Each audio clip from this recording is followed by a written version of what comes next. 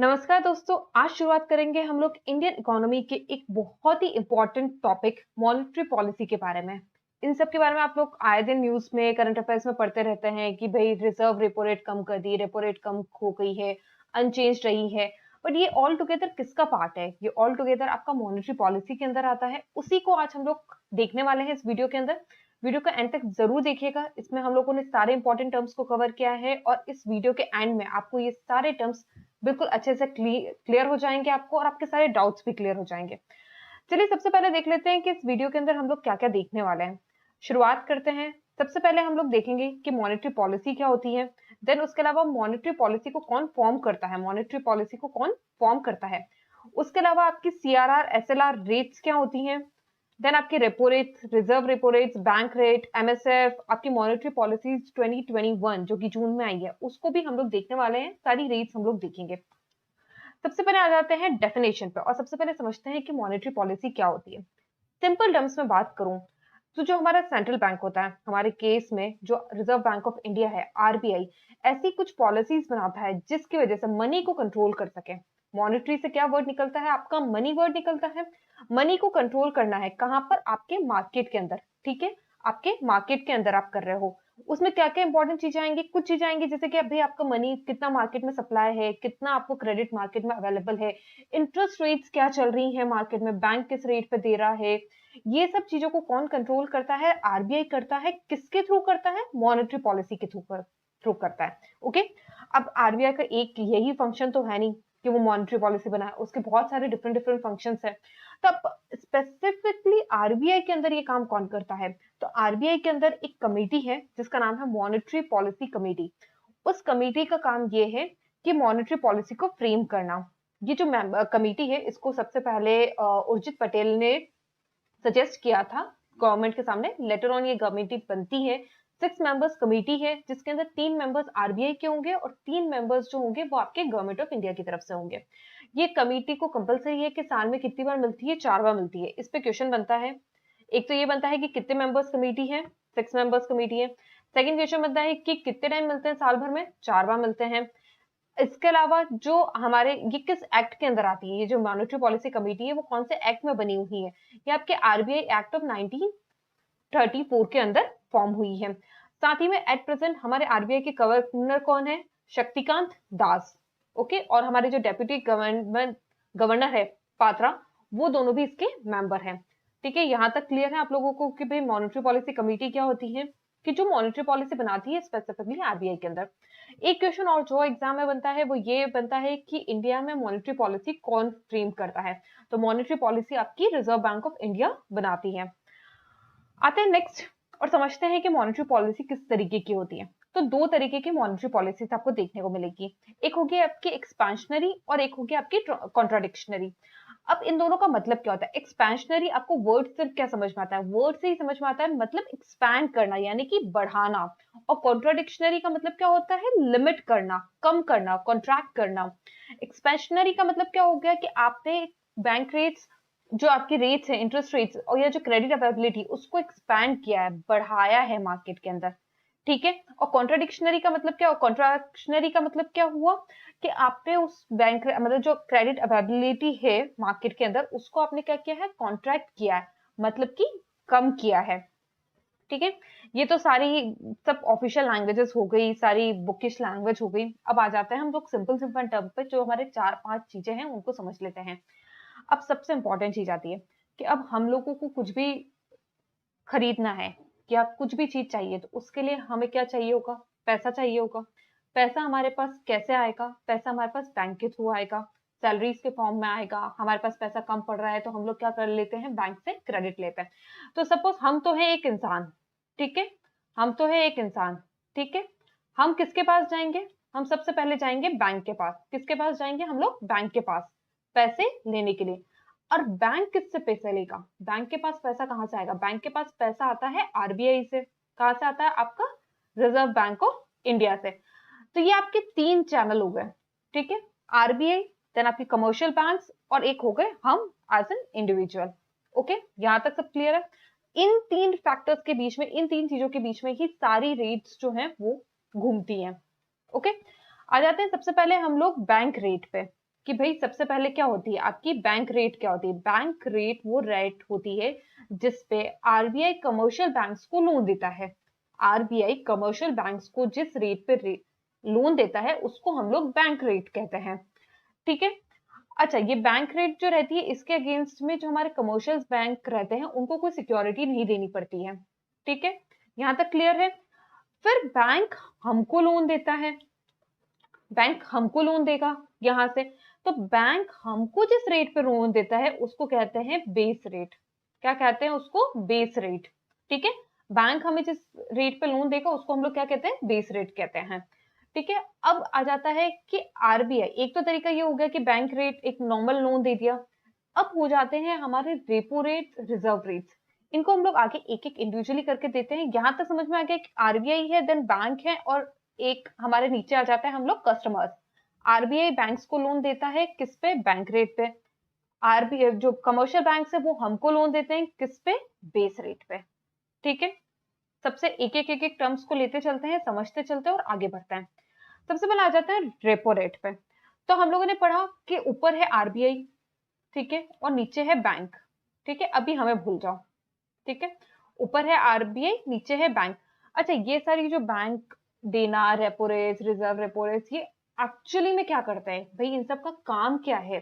तो ये सब हमारे कंट्री के अंदर इन्फ्लेशन जो है उसको कंट्रोल करते हैं, मनी को स्टेबिलिटी में कंट्रोल करते हैं। कैसे कंट्रोल करते हैं वो हम लोग देखते हैं, एक एक रेट का मीनिंग देखेंगे, और साथ ही में हम लोग ये भी देखेंगे कि इसका क्या इम्पैक्ट पड़ता है।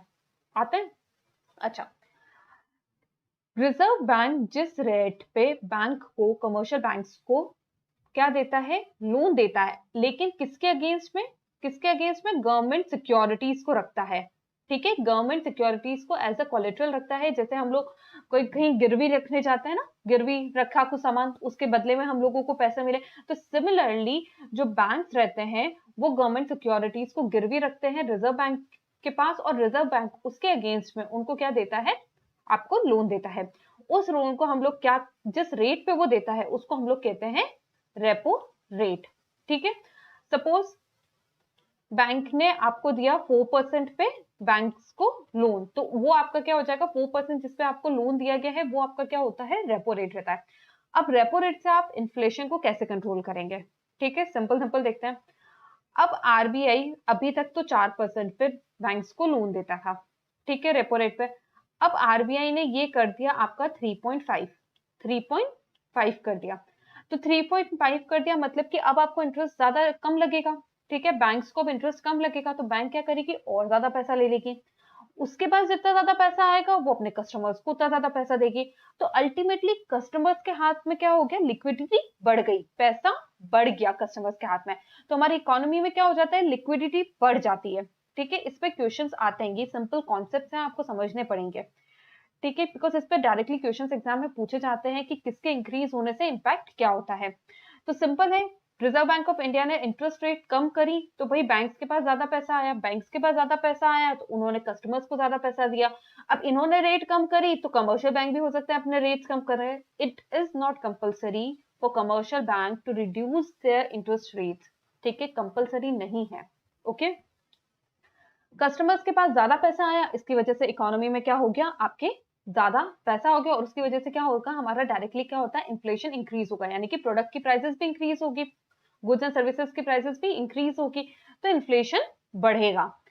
अब आ जाते हैं कि अगर उसी की जगह अगर आरबीआई इसको 5% कर देता, ठीक है, कम करने की बजाय अगर उसको बढ़ा देता, 5% कर देता, तो उसका क्या इम्पैक्ट होता?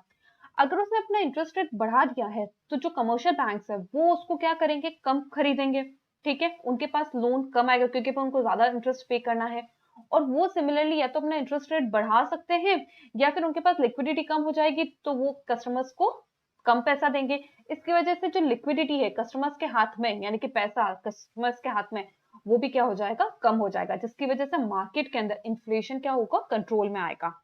ओके, समझ में आ गया आपको रेपो रेट का क्या चीज है? अब इसमें टू थ्री थिंग्स इंपॉर्टेंट है, बिकॉज फिर क्या बच्चे कंफ्यूज हो जाते हैं कि भाई बैंक रेट में भी तो आरबीआई से लोन ही मिल रहा है और रेपो रेट में भी तो लोन ही मिल रहा है, पर दोनों में डिफरेंस है। बैंक रेट के अंदर आपको कोई सिक्योरिटी एज अ कोलेट्रल नहीं रखनी पड़ती है, रेपो रेट के अंदर आप लोग आपकी गवर्नमेंट सिक्योरिटीज को एज अ कोलेट्रल रखते हैं। आ जाते हैं next, that is reserve repo rate. अब रिजर्व रेपो रेट क्या होता है? अब जब मार्केट आरबीआई क्या करता है, आरबीआई कमर्शियल बैंक्स और इनके पास जो सिक्योरिटीज है उनको वापस परचेज कर लेता है, ठीक है, वो एब्जॉर्ब कर लेता है लिक्विडिटी को, ठीक है। अच्छा एक चीज और, चलिए मैं मान लिखता हूँ, अगर आरबीआई उन एब्जॉर्ब कर लेता है लिक्विडिटी को, कैसे? उनके जो बैंक्स के पास जो कोलेटरल रख रखे हैं, ठीक है, उनसे वो लिक्विडिटी वापस ले लेता है, जिस रेट पे वो वापस लेता है, ठीक है। सिंपल लैंग्वेज में बहुत सारी जगहों पर एक फिक्स्ड रेट रहती है, सिंपल लैंग्वेज में इसको देखा जाए तो पढ़ो, interest rate at which the reserve bank absorbs liquidity on an overnight basis from banks against the collaterals of eligible government securities under LFA। एलएफए क्या है ये हम लोग बाद में देखेंगे। रिजर्व बैंक ऑफ इंडिया ने क्या किया, कमर्शियल बैंक्स जो हैं उनसे क्या किया, वापस बायबैक परचेज कर लिया। ओपन मार्केट ऑपरेशन अलग होते हैं, this is different, okay. Secure मतलब एक तरीके से अगर हम लोग बोला जाए तो यहाँ पर पहले बैंक ने इनसे लिया, ठीक है, अब कमर्शियल बैंक से वापस आरबीआई ने ले लिया। तो जिस रेट पे पैसा आरबीआई कमर्शियल बैंक से वापस लेता है उसको कहा जाता है reverse repo rate, reverse repo rate, ठीक है। अब इसकी बात की जाए तो भाई इसका बिल्कुल रिवर्स इफेक्ट होता है आपके रेपो रेट के कंपेयर में, रेपो रेट से बिल्कुल इसका रिवर्स है इफेक्ट। सपोज अगर आपका at present reverse repo rate जो है वो है 4%, ठीक है, अगर आरबीआई इसको 3.5% कर देता है, ठीक है, 3.5% कर सकता है, तो कमर्शियल बैंक्स के लिए तो 0.5% का इंटरेस्ट का नुकसान हो गया, ठीक है। यानी कि उनके पास अब इंटरेस्ट क्या आएगा, कम आएगा, यानी कि मार्केट के इन्फ्लेशन जो रहेगा, पैसे कम आएंगे, तो फिर आगे भी क्या होगा, कस्टमर्स के पास कैसे कम आएंगे, तो इन्फ्लेशन क्या होगा, कंट्रोल में आएगा। इसी का रिवर्स अगर ये 5% कर देता है रिवर्स रेपो रेट को, यानी कि कमर्शियल बैंक्स को अब क्या मिलेगा, पैसा ज्यादा मिलेगा, उनको इंटरेस्ट ज्यादा मिल रहा है। अगर उनको इंटरेस्ट ज्यादा मिल रहा है यानी कि लोगों के पास लिक्विडिटी ज्यादा है, लिक्विडिटी ज्यादा है यानी कि इन्फ्लेशन बढ़ेगा, ठीक है, क्लियर है यहां तक। नेक्स्ट आ जाता है बैंक रेट। बैंक रेट हम लोग देख चुके हैं, उस रेट पे जिसपे आरबीआई कमर्शियल बैंक्स को फंड्स देता है विदाउट एनी कोलेटरल सिक्योरिटी, उसको हम लोग क्या कहते हैं, बैंक रेट कहते हैं। नेक्स्ट आ जाता है आपका marginal standing facility. Marginal standing facility क्या है, ये एक आरबीआई की फैसिलिटी है, वो सारे कमर्शियल बैंक्स को देता है कि अगर इमरजेंसी में कुछ भी फंड्स की जरूरत पड़ गई, इमरजेंसी में अगर फंड्स की जरूरत पड़ गई तो वो कमर्शियल उनके पास जा सकता है, किसके पास, आरबीआई के पास, और वो उसको इमिडिएटली पैसा दे देगी। तो इसकी रेट हमेशा आपकी क्या रहेगी, रेपो रेट से ज्यादा रहेगी, हमेशा आपकी मार्जिनल स्टैंडिंग फैसिलिटी की रेट ज्यादा रहेगी, क्योंकि अगर वो रेपो रेट पे दे रहा है वही इमरजेंसी फंड को भी उतने टाइम के लिए देगा तो फिर क्या डिफरेंस है, ठीक है। मतलब कि जब रेट ज्यादा देगा, अगर आपको इमरजेंसी में जरूरत है तो आपको पैसा भी ज्यादा पे करना पड़ेगा।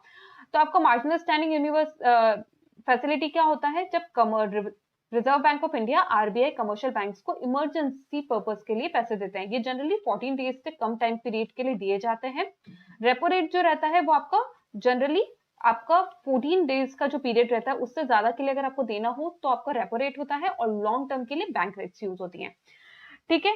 इमरजेंसी पर्पस के लिए पैसा लेना है तो आपको मार्जिनल स्टैंडिंग फैसिलिटी दी जाती है। इस पे क्वेश्चंस एग्जाम में बनते हैं, एग्जाम में आपसे पूछा जाता है कि अगर कमर्शियल बैंक्स हैं उनको इमीडिएट कोई फंड्स उन्होंने रेज किए हैं, ठीक है, शॉर्ट टर्म फंड्स के लिए, तो कौन सी इंटरेस्ट रेट पेबल होती है, तो आपकी कौन सी होती है, मार्जिनल स्टैंडिंग फैसिलिटी, ओके। उस पे चलिए अब आ जाते हैं बेस रेट पे।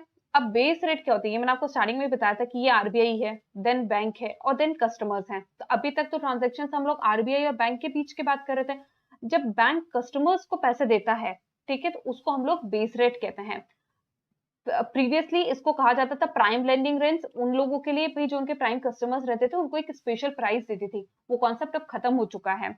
अब जो बेसिकली माना जाता है वो आपका बेंचमार्क प्राइस लेंडिंग रेट है, जिसको हम लोग कंसिडर करते हैं, और वो जनरली आपका क्या होता है, rate of interest. House loan लेने गए, क्या है rate of interest, 6.8, this is your base interest. हो सकता है पहले जो आपके प्राइम लेंडिंग रेट्स थी वो जैसे कभी आपका कोई खास कस्टमर उसको आपने 6.7 पे दे दिया, वो अब इतना आपका नहीं चलता है, उसको अब रिप्लेस कर दिया गया है बेंचमार्क प्राइम लेंडिंग रेट से। इसके अंदर क्या है, एक फ्लोर रेट ऑफ इंटरेस्ट जो है उसको क्या कर दिया गया है, डिसाइड कर दिया गया है कि भाई इसके ऊपर ही आप लोग डिसाइड करेंगे कि कितने कितने पे आपको लोन देना है, ठीक है। आ जाते हैं हम दो हमारे रिजर्व रेशियोज पे, एक तो cash reserve ratio, SLR. Cash reserve ratio क्या होता है कि भाई आपका जो डेली कैश बैलेंस है जो कि रिक्वायर्ड है एक कमर्शियल बैंक को मेंटेन करना, ठीक है, रिजर्व बैंक के पास में कैश यानी कि पैसा, उसको हम लोग क्या बोलेंगे, कैश रिजर्व रेशियो। वो आपकी जो net demands and time liabilities रहती है, net demand and time liabilities रहती है, उनका एक सर्टेन परसेंटेज होता है। अर्लियर उस परसेंटेज पे एक परसेंटेज फिक्स था, अब वो 0 से 100% के बीच में कहीं पर भी हो सकता है, ठीक है। और इसमें अगर कुछ रेट्स में चेंजेस आते रहते हैं तो वो हमारे ऑफिशियल गैजेटेड में आरबीआई नोटिफाई करता रहता है कि इतना परसेंट आपको मेंटेन करना है। अब आ जाते हैं हमारे एसएलआर पे, स्टैट्यूटरी लिक्विडिटी रेशियो। एक तो हो गया पैसे, कैश। अब कैश के इक्विवेलेंट भी बहुत सारी लिक्विडिटीज होती हैं हमारे पास, जैसे कि गोल्ड हो गया, कुछ बिल्कुल एकदम शॉर्ट टर्म सिक्योरिटीज हो गई, तो उन सब का भी एक सर्टेन परसेंटेज जो रहता है वो बैंक को as an SLR, as a security आपको रखना पड़ता है, किसके पास मेंटेन करना पड़ता है, वो भी क्या होता है आपका एनडीटीएल का एक सर्टेन परसेंटेज होता है, ठीक है, जो आपको क्या करना पड़ता है, अलग से सेपरेट मेंटेन करना पड़ता है।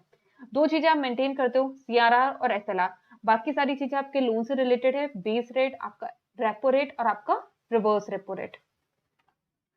अब आते हैं लास्ट हमारा open market operations. Open market operations का मतलब क्या होता है कि गवर्नमेंट क्या कर रही है, डायरेक्टली मार्केट से ही क्या कर रही है, सिक्योरिटीज को परचेज भी कर रही है और सिक्योरिटीज को सेल भी कर रही है, ठीक है। This is called market operations.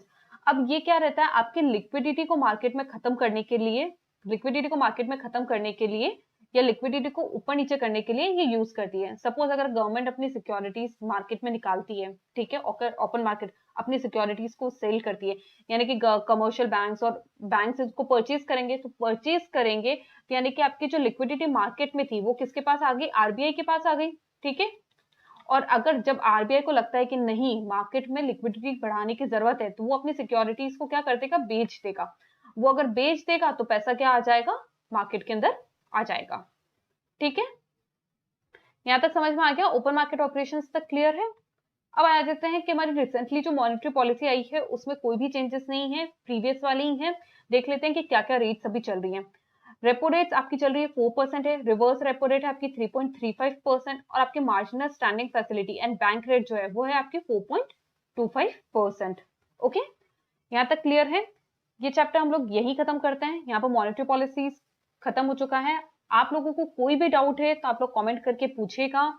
पूरी हमारी इकोनॉमी की ये रिवीजन सीरीज चल रही है, इसका लिंक मैं आपको डिस्क्रिप्शन में दे दूंगी। साथ ही में अगर आप लोगों ने हमारे प्रीवियस वीडियोस नहीं देखे हैं जिसमें हम लोगों ने बेसिक ऑफ इंडियन इकोनॉमी को कवर कराया था, साथ ही में नेशनल इनकम को कवर कराया था, उसका मैं आपको लिंक डिस्क्रिप्शन में दे दूंगी, आई बटन में भी प्रोवाइड कर दूंगी, तो आप वहां जाकर चेक कर सकते हैं। एंड प्लीज अगर आप लोगों को ये वीडियो पसंद आ रहा है तो आप इसको सब्सक्राइब जरूर करिएगा, चैनल को जरूर सब्सक्राइब करिएगा, वीडियो को जरूर लाइक करिएगा और अपने दोस्तों के साथ जरूर शेयर करिएगा। मिलते हैं नेक्स्ट वीडियो में, तब तक के लिए बाय बाय।